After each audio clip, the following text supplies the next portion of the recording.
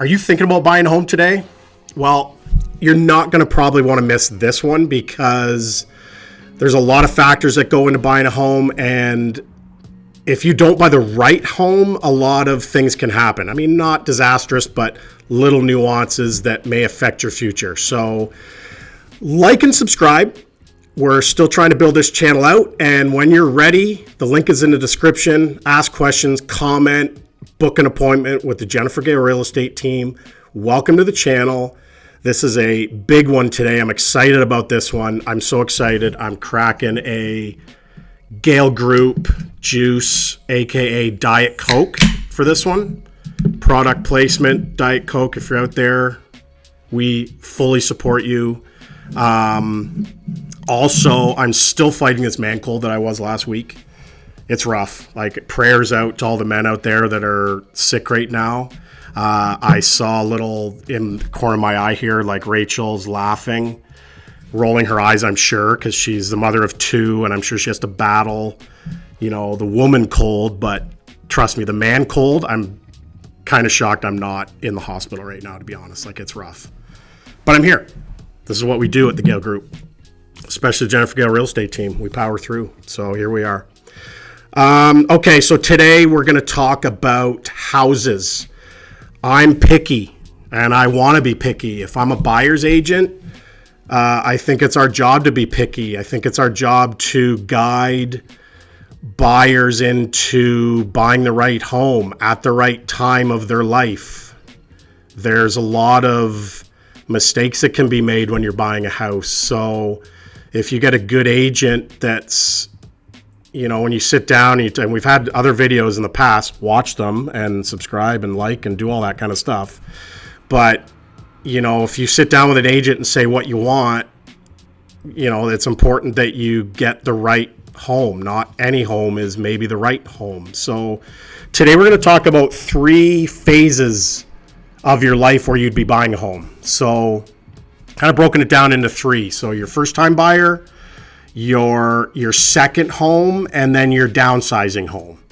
So to all you people that have bought in like 10 homes and moved 10 times, all the power to you, but I'm kind of keeping it simple here and keeping it like 1, 2, 3, kind of the 3 main phases. So let's start with the first time buyer. So you're going to go to a lender. We've discussed this at length about the process of that.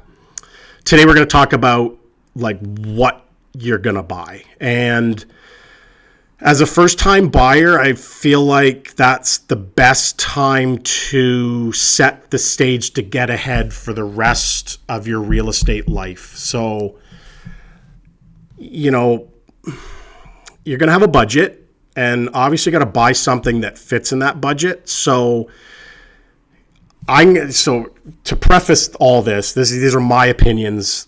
Other agents may have different opinions. These are just 20 years, pretty close to 20 years experience. What are the best homes to buy for these 3 phases of your life? So first time buyers, what is the best home to buy for a first time buyer? We're in Woodstock, we're in Oxford County. I'm guessing this is probably pretty safe across the board. I'm not sure about the GTA, how attainable some of these things are, but I don't live in the GTA, so I'm talking to the people that live here.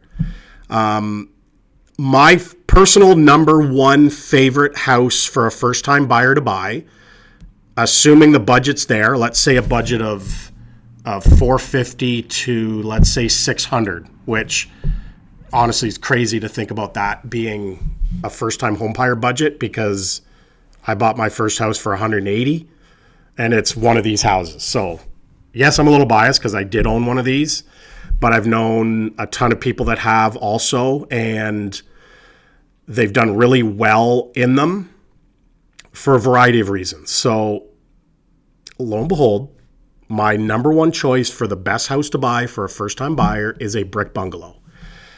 And here's all the reasons why I think that. So in Woodstock, at least, brick bungalows, and I'm talking brick bungalows built mostly in the, maybe late 50s, but 60s, 70s. They're just built really well. They have good lots in mature areas. So, you're going to have big trees. You're going to have nice streets. You're going to have, good areas. Personally, like if we're talking Woodstock, we're going north, preferably. There's great areas in the south, but north, I'm like northeast. So, that whole area was built kind of in the 60s. And here's why I love these houses. They're very simple, right? A lot of them are going to have, 3 bedrooms on the main floor, a full bath, a kitchen, and a living room. The basement will consist of most likely, a cinder block wall going right down the middle, kind of hold up those floors. And one half's going to be like a rec room. The other half is going to be utility. You may or may not have a full bathroom downstairs. If you don't sweat it. Like, to me, getting into the market is the most important thing. So if you're a first-time buyer who can afford that excuse me, that $550 range, it's just a great house to buy. And looking into that house, you go on a tour. If the furnace is in good shape, if there's no signs of water in the basement, if there's no signs of the roof leaking, it's kind of like all you have to worry about, really. Like, the wiring's probably not going to be, you're past the point of having knob and tube. You're past the point of most likely having galvanized plumbing. You may run into that, but you may not. A lot of it's copper by that time. If they've had some work done, it'll be plastic. The roof lines. So there's not a lot of valleys in the roof. So if you got to get the roof done 3 or 4 years down the line, like it's a cheap, roofs are cheap to do, but it's a cheaper roof to have to do. They're just rectangle houses that are very simple. It may or may not have a garage. I think for a first-time buyer, I wouldn't get caught up in having a garage. And you want one, great. But if it doesn't have one, don't sweat it. Like, get into the market in a good area in that house if it exists. So obviously right now in this market, it's very doable. It was harder, back 3-4 years ago. And, buyers couldn't be as picky, but now they can be a little picky. But to me, it's more important to get into a good area in a good brick bungalow than it is to maybe hold out and wait for a garage. It's just, you're a first-time buyer. You might have to check yourself and realize, like, you're not going to get everything you want, but that's just a great starter home. For all those maintenance reasons I just mentioned, but also resale. Resale is very important for a first-time buyer because, if that's your first home, you may spend 5, 6, 8, maybe even 10 years in that house. What's it going to look like when you sell it, right? Is it going to be easy to sell? Going to be hard to sell? That's a big deal because that's where you're building your equity. So we're going to want that house. They're going to be on 50 by 100, 110, 120 foot lots, good area, good house. We want to stay away from corner lots. Corner lots back in those days were done differently than they are now. Like, corner lots then had a lot of frontage, a lot of side yard, but they had no backyard. So even though you may not have kids, you may not have a dog, you don't care all that much, but the majority of people do. So stay away from, like, if you can, obviously, a corner lot, a lot that's on a really busy road, if it's possible. Again, I mean, obviously, people live on those streets and they love their houses, and that's great. But if you can help it, keep to the side streets, right? It's just simple as that. Houses that back onto train tracks. I've sold them before, and people that live there they say it just becomes white noise. They get used to it, and it's not a big deal. But if you can avoid it, because when the market's great, everything sells. When the market takes a turn like it is now, then those become the last things to sell, right? The best lots sell first, sell the easiest. the tougher lots sell the hardest. So that's about as simple as it gets. So that's my number one. Brick bungalow, first-time buyer. It's money in the bank. You can't lose. Trust me, you can't lose. Number two, I think, is like a two-story, built in the mid-2000s, maybe over on the south end of Woodstock, maybe by the hospital, maybe even a little bit older. Maybe you're going over towards, the not totally north, but a little bit north of Woodstock. Diefenbaker, Abbott, Knowles, Pearson, like those kind of areas. Those houses were built probably late 70s, 80s. I like those because right now, at least you can get them for maybe $600, $650. You're not going to have any of the things that are a problem with insurance companies. Like they're too new to have knob and tube again. They're too new to have galvanized plumbing. The mechanicals are going to be pretty good generally. Hopefully by the time you would buy it, if that house was built in the 80s, somebody will have done the furnace, done the roof, done some of those upgrades, maybe even windows 20 years after that house was built. So when you buy it now, a lot of those mechanicals may only be 5 to 10 years old. So that's a great spot to be in as a first-time buyer, is to be able to move into a house and not have to do a lot of the upgrading mechanical stuff that costs money right out of the gate, because a lot of new-time buyers don't have that. So I feel like those are great houses to buy. A lot of them will have an attached single garage. That's great. That's a bonus. If you can get it, great. Not a requirement, but a bonus. Thirdly, I think a semi's not a bad buy. If you can buy detached over a semi, all the power to it. But if you can afford a semi and there's a great semi that's upgraded in a good area, let's talk Nescapi or Cree or somewhere around there, even on the south end, Odlum, something like that, you can get a semi for $500. It's a good buy. They're probably not going to have a garage, but it's getting into the market. So getting in the market at that point, at that price point, you're in there until the market kind of does a little bit of a change for the better, and you're going to build equity in that place. So semi, two-story, brick bungalow, those are my number ones for first-time buyer. So take a little sip of Diet Coke here. I'm a little hoarse still, fighting the cold. Don't laugh, Rachel. It's coming after you. Okay, so now we're going to go to the second home. So you're a first-time buyer. You bought your home. You've lived there for 10 years. Now what? You've maybe got married. You've got a couple, double income house. You may have got a kid or two. That brick bungalow you've bought is getting a little small. But now you're a little bit established, right? You've got, let's say, a perfect world, a couple $100,000 in equity you've built in that house. So now what? Here's where I think you hit the home run house. So I've had a lot of first-time buyers tell me, I want an old house, like an old Ontario cottage, like on Light Street or something. I'm like, I don't know about that for a first-time buyer. There's a lot of things that can go on with those houses that cost a lot of money, and generally they keep costing money. So for a first-time buyer, don't love it. For that next house, now you're really cooking. So you've got more money, you've got better jobs, you're more established, you've got more down, you can spend more money on it, you've been approved for more.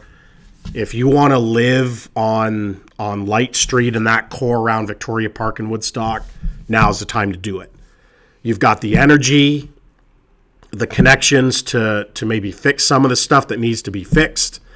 They're big, they're two-story, they got lots of bedrooms, they may even got a third floor attic that's been finished. There's some cool things with old houses that you can get into. Obviously, if you're going into that house and it's got like a boiler with asbestos piping and it's got galvanized plumbing and it's got knob and tube wiring, you're going to have a lot of money to get that up to snuff so the insurance company won't hate you. But I feel like if you're going to hit that home run, the second house is the time to do it, right? Go for it. If that's what you want, you go nuts and you buy it. If you're not going to, if you're just looking to upgrade, like you just want to upgrade size, depending on how many kids you have, obviously, and how old they are, I would always minimum pick something with 3 bedrooms on one floor, right? Because I'm always looking resale. So if you've just got maybe 2 kids,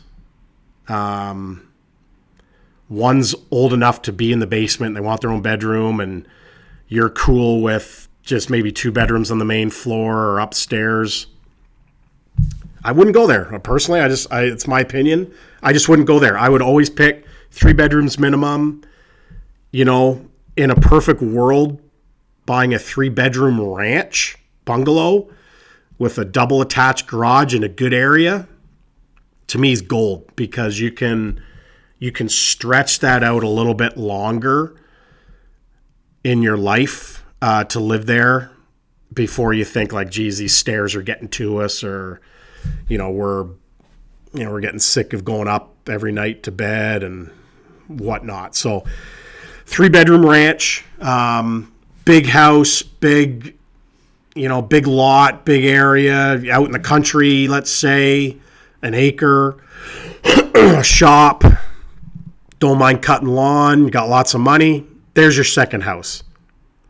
Basically, I guess my rule I'm saying for your second house is do you. Like, get whatever you want. You got lots of energy and lots of money, hopefully, to do that. So, location's always got to be paramount. And like I said with the first-time buyers, like, let's stay away from kind of the quirky lots. Let's stay away from, busy streets if you can, train tracks, any kind of commercial near you. Let's just get a good area with good schools, good parks for your kids, good lot for your kids, fence, pool, you name it. Let's go there for your second home. Assuming budget's not a requirement, not a big deal as it was your first time buyer. Let's go there for your second home. You do you. Lots of good houses, lots of good options out there. You can go newer, big 2 stories in the newer subdivisions in Northeast Woodstock. $900, $1 million, double attached garages, finished basements, 4 bedrooms up, worry-free, built 10 years ago. Perfect. If you don't want subdivisions, go to the older areas. North of Devonshire, so North Woodstock, you're talking, Windermere Crescent, Northland Crescent, Fairview Crescent. Great areas. 2 stories, big lots, mature, awesome. Close to the trails, perfect. Heading into phase 3 here. Another drink. I'm sweating. I'm so excited. I like talking about this stuff. Okay, so your kids are older. They're in their 30s. They're off. They're started their own family. You got this big 2-story on Light Street that you've lived in for 20 years. You raised your kids there. What's next? You want to downsize. You're sick of the stairs. Maybe the laundry's in the basement. You're kind of over it. You want to travel a bit more. You want to just lock the door and leave. You're sick of the leaves. You're sick of the raking, the shoveling, you name it. You're done with it. And, me, I'm 51. My parents went through it. A lot of our parents went through it. They're in that phase where they're good. They want to maybe put some money in their pocket. The downsize, what are my favorite houses to downsize in? Well, to me, I'm looking at a bungalow condo, right? There's a bunch of bungalow condo complexes in Woodstock. My parents live in one over on Spitfire. There's ones on Lorraine. There's ones out in Lakeview. Heron's Landing. They're one story. They can get double car garages, single car garages. I almost think all of those have laundry on the main floor. 1 or 2 bedrooms on the main floor, probably 2. There's usually like a front den, could be a bedroom. They're just worry-free, right? Like you don't have to do the stuff. You leave, the snow's done for you, the grass is done for you. The windows are looked after, the roof's looked after, all part of the condo corp. They're all built. Most of those, all of them, I think were built post 2007. I think they started building all those kind of complexes, and within 10 years, they were all kind of done. I think there's going to be a demand for them in the future. So if you're in one now, I think, once the baby boomers start wanting them, I think they're going to be super, super popular. So, you can't go wrong getting a bungalow condo as your downsizing home. You're going to look at, depending on the upgrades whoever's lived there has done, you're probably looking at $550 to $750, maybe $8 for one of them. Preferably you're selling something for more than that. You're putting some money in your pocket. You're mortgage free. You're living the life. You're traveling. You're enjoying it. You're not having to worry about maintenance. But there's also a contingent of people that I've noticed that aren't quite ready for a condo. If you're not ready for a condo, you're almost reverting back to the first-time buyer segment, right? With a little bit of an upscale, you can probably get more, right? You can get like a small ranch on, Parent Spitfire, something like that, built locally, 1,500 square feet, attached double garage. I just sold one on Sioux. It's got an ensuite, it's got bedrooms. You can live there, right? You can cash out your big house, downsize to that house, $650,000, $700,000, smaller lot. But heck, man, if you don't want to do the maintenance, but you're not ready for a condo, like those condo fees can cover a lot of paying somebody to do the maintenance for you. So the only benefit you're getting from a condo a lot of times is the mechanicals, exterior of the house, like windows, roof, doors, can be looked after by the condo corp as part of your fees. But if you don't mind that, but you also don't want to do the yard maintenance, then pay somebody to do it. Like pay somebody to cut your lawn, shovel your snow. I feel like you'd still be ahead versus condo fees to get that done for you. If you want to travel, get a neighbor, get your kid. Like, my parents traveled. I had to go over and look after their place, and I didn't mind it. Get them to check up on it when you're traveling. There's options, but don't downsize to a 2-story. Like, it doesn't make any sense, right? Keep the stairs out of it. Ranches, bungalows, whatever you want to call them. We got to call them bungalows now. We used to call them ranches over a certain square feet, but whatever. They just always sell the fastest. They just do. They're popular.